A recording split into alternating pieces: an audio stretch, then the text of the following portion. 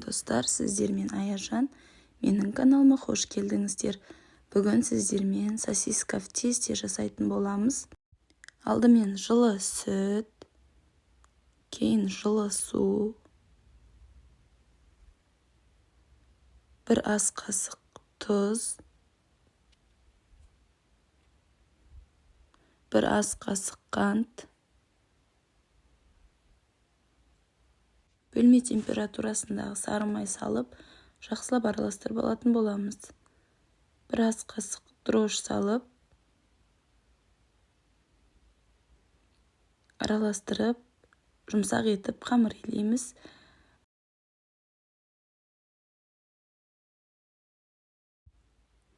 Бір килограмм ұн саламыз. Кейін жұмсақ қамыр илейтін боламыз. Бетін жауып, ашуға қойып қоямыз. Бұл универсальный тесто болып табылады. Сосиска в тесте, хот-дог, пирожки жасасаңыздар да болады. Бұл қамырдан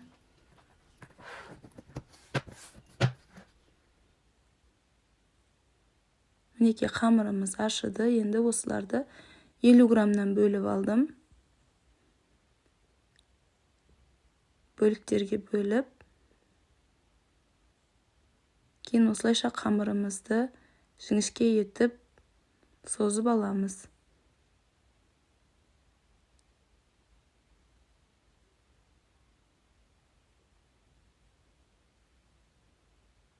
Сосискамызды 5 минутқа қызып тұрған духовкаға салып аламыз.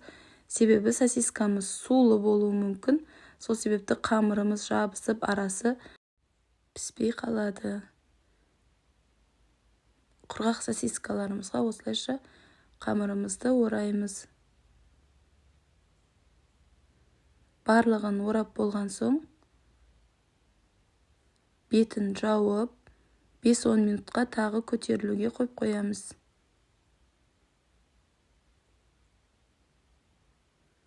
Майымызды қыздырамыз. Орташа қызып тұрған майда қызартып, пісіріп алатын боламыз. Майымыз қатты қызбауы керек, себебі бірден пісіп, қамырымыздың арасы шикі болып қалуы мүмкін.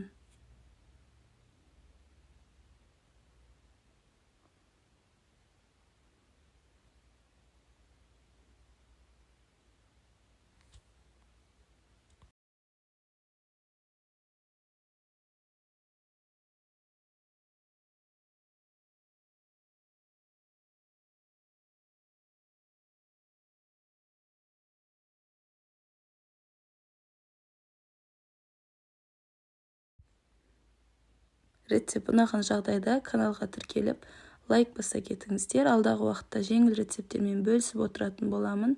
Мінекей осылайша қызарып шықты. Өте дәмді шықты. Міндетті түрде жасап көріңіздер. Ас болсын баршаңызға.